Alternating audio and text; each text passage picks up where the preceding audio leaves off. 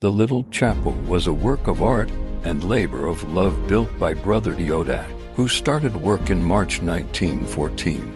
His plan was to create a miniature version of the famous grotto and basilica Lourdes in France. Lourdes, for anyone who doesn't know, is the place in the foothills of the French Pyrenees where the Virgin Mary appeared to the young shepherdess, Bernadette, as she gathered firewood by a grotto on the banks of the River Gave.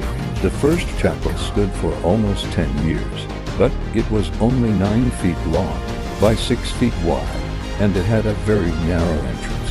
When the Catholic Bishop of Portsmouth visited in 1923, he couldn't get through the door, so he refused to allow the chapel to be used for Holy Mass. Brother Deodat took this as a sign from above that his little chapel needed to be bigger, so he completely demolished it and started work on a brand new chapel, the one decorated with pebbles, shells and pieces of broken china that we know and love today.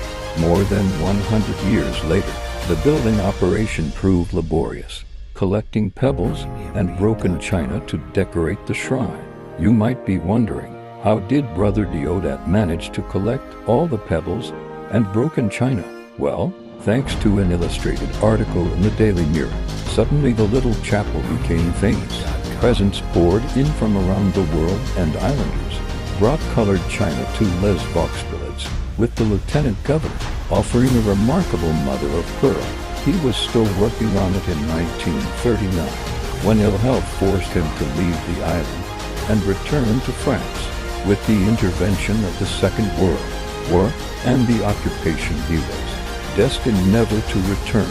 After the war, the other brothers, particularly Brother Cephas, continued to work on the chapel, but the years took their toll, and the fabric of the chapel steadily deteriorated. In 1977, a committee was established to restore the chapel, and today it falls under the care of the Little Chapel Foundation. Had the foundation not taken up the challenge to save it, we might well have lost the chapel forever. There is no charge to enter the chapel, as it relies totally on public donations. The Little Chapel is a must-visit during your trip to Guernsey and makes for a great photo opportunity.